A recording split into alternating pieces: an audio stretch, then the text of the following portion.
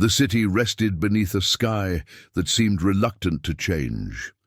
Dawn arrived slowly, as if the light itself were cautious. Jerusalem's stone walls held the cold of the night, releasing it only with effort. The surfaces of rooftops were dark with moisture, and the air clung low, unmoving, pressed against the ground. Narrow streets wound between buildings whose shadows overlapped and deepened, making the spaces between them feel enclosed and inward-facing. No sudden sounds broke the stillness. The day did not begin with noise, but with restraint. Beyond the city's outer rise, the land opened toward a broad threshing floor cut directly into the bedrock. It was a place shaped by repetition, not ceremony. Grain had been brought there season after season, spread wide, beaten, and separated by wind and hand. The ground bore the marks of labor, shallow grooves, polished stone, edges worn smooth. At this hour, it lay empty.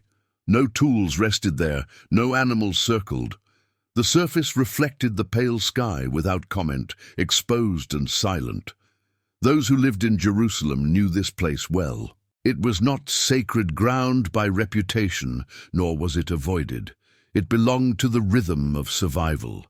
People passed it without thought, concerned only with whether the harvest would be enough, whether the weather would hold, whether the work of the day would be finished before nightfall. Nothing about the threshing floor suggested danger. Nothing about it suggested memory. Inside the city, life had long followed an established pattern. Mornings began with measured movements, water was drawn carefully, bread was prepared with attention to remaining stores, animals were fed, children were gathered close. The city functioned not through haste but through endurance. Each household understood its limits, each person knew where strength lay and where it ended. Confidence came from familiarity. The census had introduced a different awareness. Men had moved through the land, counting what had always been assumed. Numbers were written down, carried back, reviewed.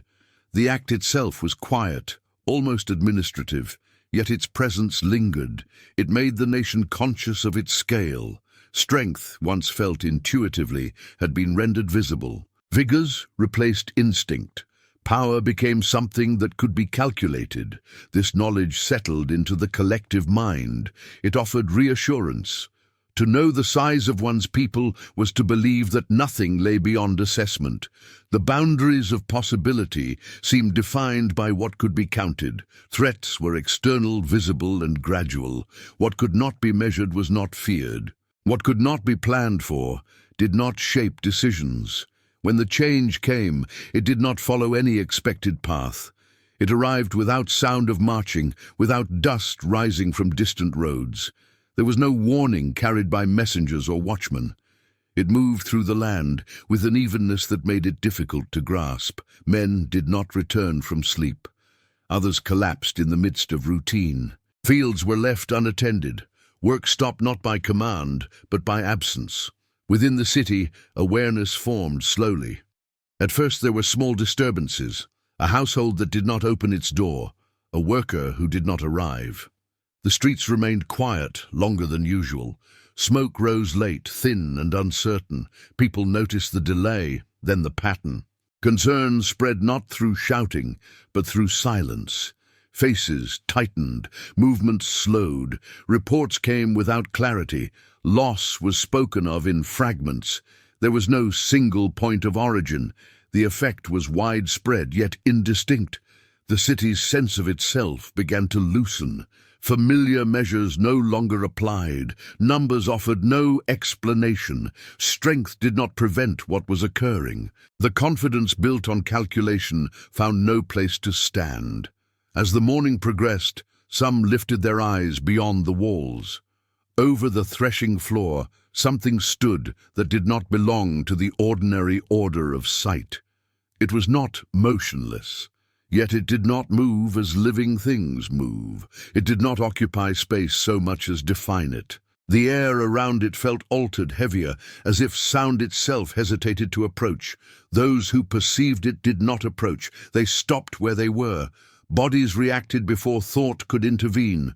Shoulders lowered, knees weakened, breathing became shallow. There was no attempt to speak, no effort to organize response.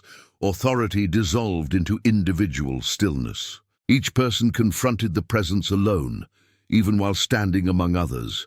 The sensation was not one of chaos, but of containment. Fear did not erupt outward.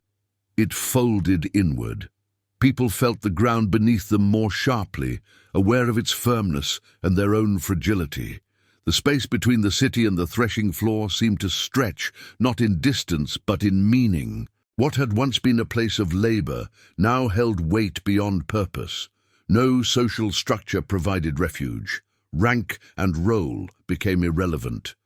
The difference between ruler and subject narrowed under the same awareness. Movement ceased without instruction. The city did not surge forward or retreat. It held its breath. The air itself seemed to wait. When the presence withdrew, it did so without announcement. There was no sound to mark its departure. The change was felt rather than seen. The heaviness lifted slightly. The sky did not brighten dramatically. The land remained quiet. People stayed where they were, uncertain whether motion had been restored by permission or simply by absence. The loss left behind was extensive. Paths were empty where feet should have passed. Houses held silence where voices had been. The work of days and seasons had been interrupted, not temporarily but decisively. Plans were abandoned not by choice, but by necessity. The future, once shaped by expectation, now carried uncertainty that could not be reduced. The threshing floor remained. Its stones were unchanged. Yet the space was no longer neutral. An altar would later stand there, marking acknowledgement rather than explanation. The ground that had separated grain from husk now held the trace of interruption. The wind moved across it without obstruction, carrying no sound of labor, only air. Life returned gradually to the city. Bread was baked again. Water was drawn. Children grew into the spaces left behind. Yet something fundamental had shifted. The people had seen that power did not require accumulation or announcement. It could enter familiar places without resistance and depart just as quietly, leaving permanence not in ruin but in absence. Years passed. Travelers crossed the land unaware of where they stood. No monument demanded attention. The stones remained ordinary. The threshing floor weathered sun and rain, as it always had. Yet those who remembered understood that what had occurred there could not be undone. The intervention had not reshaped the land visibly, it had reshaped understanding.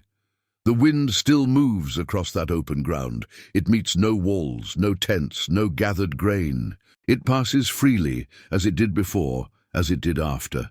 And in that unmarked openness lies the enduring trace of a moment when human certainty was halted without struggle, leaving behind a silence that does not fade and a permanence that does not announce itself.